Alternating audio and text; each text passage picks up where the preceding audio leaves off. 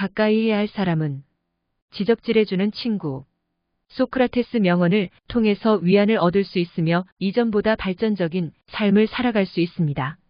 소크라테스 명언과 함께 깊은 속뜻에 대해서 알아보겠습니다. 모든 언행을 칭찬하는 자보다 결점을 친절하게 말해주는 친구를 가까이 하라.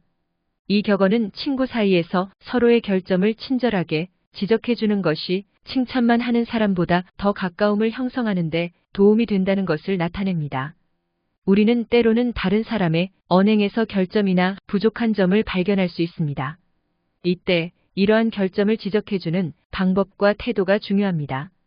친절하게 결점을 지적해주는 것은 상대방이 성장하고 발전할 수 있는 기회를 제공하며 더 깊은 신뢰와 이해를 형성할 수 있습니다. 한편 너무 칭찬만 하는 사람은 결점이나 부족한 점을 지적하지 않고 상대방을 위로하는 경향이 있습니다. 이러한 태도는 종종 과도한 칭찬에 의존하거나 실제적인 개선을 위해 필요한 피드백을 놓치게 될 수 있습니다. 따라서 이 격언은 친구 사이에서 서로의 결점을 친절하게 지적해주고 실제적인 개선을 도모할 수 있는 관계를 형성하는 것의 중요성을 강조합니다.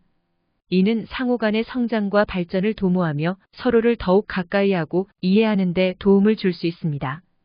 유일한 선은 알미요, 유일한 악은 무지이다.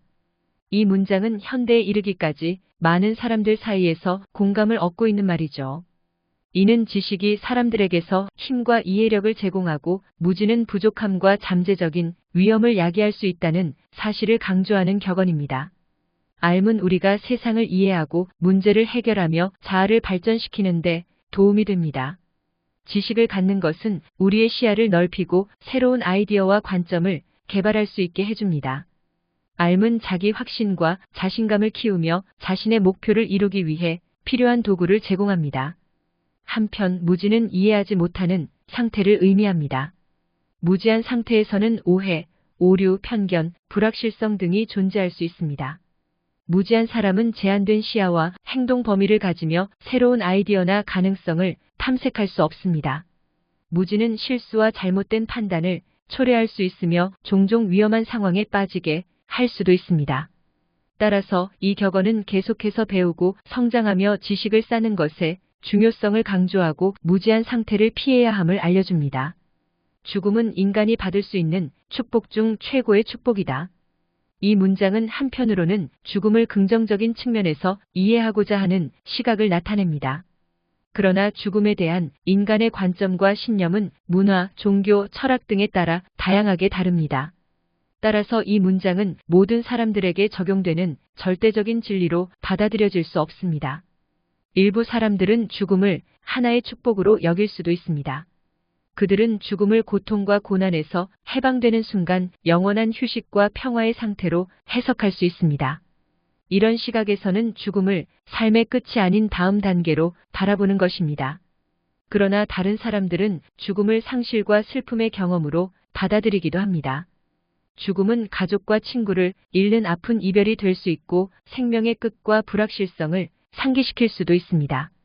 죽음에 대한 개인적인 신념은 매우 개인적이며 각자의 경험과 문화적 배경에 따라 형성됩니다. 따라서 죽음을 어떻게 이해하고 받아들이는지는 개인의 신념과 철학에 달려 있습니다. 가장 적은 것으로도 만족하는 사람이 가장 부유한 사람이다. 이 문장은 소유물이나 외적인 부와는 관계없이 만족을 얻을 수 있는 내적인 풍부함을 강조하는 격언입니다. 부유함은 보통 재물과 물질적인 풍요로 연결되는데 이러한 외부적인 부와는 만족과 행복과는 일치하지 않을 수 있습니다. 돈과 재산을 많이 가진 사람이라고 해서 그들이 내적으로 충족되고 행복하다는 보장은 없습니다. 그러나 만족을 얻는 능력은 개인의 태도와 내면의 풍부함에 따라 다릅니다. 내면적인 만족은 삶의 작은 즐거움, 소중한 사람들과의 관계, 건강, 성취감 등에서 발견될 수 있습니다. 어떠한 상황에서도 만족을 느끼고 감사와 만족을 기반으로 행복을 찾는 사람들은 실제로 부유한 삶을 살고 있는 것으로 여겨집니다. 결국 외적인 부와 내적인 만족은 서로 다른 개념이지만 무엇보다도 각 개인의 가치관과 선호도에 따라 달라집니다. 중요한 것은 자신에게 진정으로 만족스러운 삶을 살아가는 것이며 이는 외부적인 것들보다는 내부적인 요소에 의해 결정되는 것입니다. 살기 위해서 먹어야지 먹기 위해서 살아서는 안 된다. 이 문장은 생존과 삶의 목적을 강조하는 격언입니다. 먹는 것은 우리가 살기 위해 필요한 필수적인 활동입니다. 식사를 통해 영양을 공급받고 에너지를 얻어 생존을 유지합니다. 이는 인간이 사는데 필수적인 기능입니다. 하지만 이 문장은 단순히 생존에만 초점을 맞추는 것이 아니라 삶의 목적과 의미를 찾는데 더 큰 중요성을 부여한다는 것을 나타냅니다. 단순히 먹는 것만을 목표로 삶을 살아가는 것은 한계가 있습니다. 인간은 생존 이상의 목적과 가치를 추구하며 의미 있는 경험과 성취, 사회적인 연결 등을 통해 더욱 풍요로운 삶을 찾고자 합니다. 따라서 이 격언은 우리가 단순히 생존에만 집중하는 것이 아니라 더 큰 목표와 의미를 가진 삶을 추구해야 한다는 것을 강조합니다. 먹는 것은 살기 위한 수단이지만 그 이상의 삶을 살아가기 위해서는 다양한 경험과 목표를 추구해야 합니다. 토론이 끝나면 패자는 중상모략을 하기 마련이다. 이 격언은 토론이나 논쟁에서 패배한 측이 종종 분노나 상처감을 느끼게 되는 경향이 있다는 것을 나타내는 말입니다.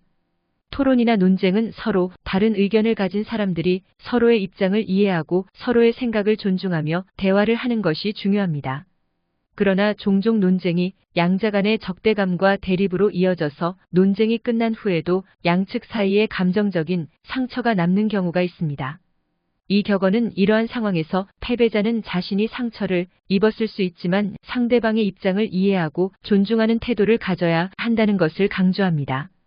이를 통해 상대방과의 관계를 유지하고 개선할 수 있으며 미래에 더 나은 대화와 협력이 가능해질 수 있습니다. 따라서 이 격언은 토론이나 논쟁에서 패배하는 것이 중요한 것이 아니며 서로의 입장을 존중하고 이해하는 태도가 중요하다는 것을 상기시키는 격언입니다. 자신을 화나게 했던 행동을 다른 이에게 행하지 말라. 이 격언은 자신이 분노나 불편을 느꼈던 행동을 다른 사람에게 동일하게 전파하지 말아야 한다는 것을 강조하는 말입니다. 우리는 때로는 감정적인 상태나 분노로 인해 제어를 잃고 다른 사람에게 상처를 줄 수 있습니다. 하지만 이 격언은 그러한 행동을 반복하지 말고 자신이 불편함을 느꼈던 경험을 통해 배우고 성장해야 한다는 것을 일깨워줍니다. 자신을 화나게 한 행동을 다른 사람에게 행하면 그 사람도 마찬가지로 상처를 받고 부정적인 감정을 느낄 수 있습니다. 이는 건강한 관계를 유지하고 상호 이해와 존중을 구축하는 데 방해가 될 수 있습니다. 따라서 이 격언은 자신이 경험한 불편한 상황을 통해 배우고 그러한 행동을 되풀이하지 않으며 대신 자기 통제와 타인을 배려하는 행동을 추구해야 한다는 것을 알려줍니다. 이를 통해 더 건강하고 조화로운 관계를 형성할 수 있습니다. 나는 가장 적은 욕심을 가졌으므로 신에 가장 가까운 존재이다. 이 문장은 자신이 욕심을 최소화하고 소유욕을 감소시킴으로써 신에 가까워진다는 개인적인 신념이 반영된 격언입니다. 이는 자기 통제와 물질적인 욕구를 억제하는 것을 긍정적인 가치로 간주하는 관점을 나타냅니다. 각 개인의 신념과 가치관은 다양하며 종교적, 철학적 배경에 따라 다릅니다. 어떤 사람들은 물질적인 욕구와 욕심을 최소화하는 것이 영적인 성장과 근본적인 만족을 얻는 길이라고 믿을 수 있습니다. 이러한 사람들은 물질적인 풍요에 의존하지 않고 신이나 고유의 존재와 더 가까워질 수 있다고 믿습니다. 하지만 이러한 관점은 개인적인 신앙심과 철학에 근거한 주관적인 견해일 뿐 절대적인 진리로 받아들여지지는 않습니다. 각각의 신앙과 철학은 그들을 신에 가깝게 만드는 방법에 대해 다양한 이야기를 가지고 있습니다. 따라서 이 격언은 개인적인 신념을 나타내는 것이며 다른 사람들의 신념과 견해를 존중하고 이해하는 태도가 중요합니다. 또한 신에 대한 개인적인 경험과 신앙은 개인의 내면적인 영역에 속하므로 다른 사람들에게 강요하거나 평가하는 것은 바람직하지 않습니다. 반성하지 않는 삶은 살 가치가 없다. 이 격언은 자기 반성의 중요성을 강조하며 자신의 행동과 삶을 돌아보지 않는다면 그 삶이 가치가 없다는 것을 나타냅니다. 반성은 우리가 자신의 행동과 선택에 대해 깊이 생각하고 평가하는 과정입니다. 우리는 실수하고 어떤 결정을 내리고 행동을 취하게 됩니다. 하지만 반성을 통해 우리는 자신의 행동과 선택에 때의 도덕적이고 윤리적인 측면을 고려할 수 있습니다. 또한 우리의 강점과 약점을 인식하고 성장의 기회를 발견할 수도 있습니다. 반성하지 않는 삶은 우리가 지나치게 행동에 대해 고민하지 않고 자신의 행동에 책임을 지지 않는 삶을 의미합니다. 이는 무책임하고 경솔한 행동을 유발할 수 있으며 개인적인 성장과 발전을 제한할 수 있습니다. 따라서 이 격언은 자기 반성과 자기 성찰을 통해 더 의미 있고 가치 있는 삶을 살기 위해 노력해야 한다는 것을 강조합니다. 우리는 우리 자신과의 대화와 자기 평가를 통해 더 나은 선택과 행동을 할 수 있고 그로 인해 더 풍요로운 인생을 살아갈 수 있을 것입니다.